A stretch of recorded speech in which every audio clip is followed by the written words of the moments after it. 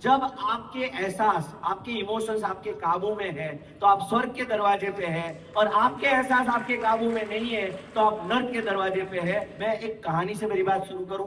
कहानी है, एक रिंझाई नाम का गुरु था। चाइना का राजा रिंझाई गुरु के पास गया और बोला कि मेरा एक सवाल है, क्या मैं पूछ सकता हूं?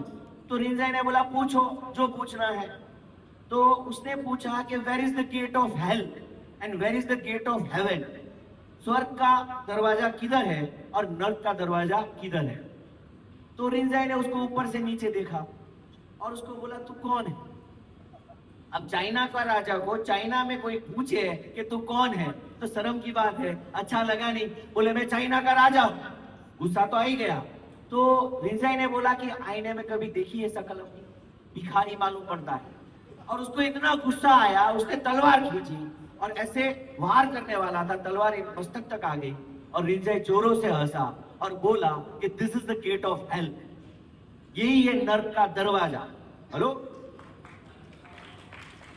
तलवार उसने वापस ली। उसको लगा कि यार ये तो मेरे सवाल का जवाब मालूम पड़ता है। मैंने जो सवाल इतने सालों में इतने लोगों से पूछा, जो जवाब नहीं मिला, वो जवाब शायद यहाँ से मिला। और उसने वो तलवार म्यान में डाली और रिंजाई फिर जोरों से हंसा और बोला, this is the gate of heaven, यही है स्वर्ग का दरवाजा।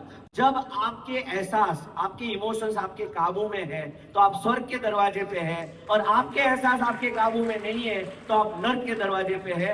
कोई स्वर्ग और नर्क कोई जियोग्राफिकल डिस्टेंस में नहीं है कि कोई पाताल में हो और कोई आकाश में हो ना। स्वर्ग और नर्क यही है इस दुनिया में, इसी धरती पे।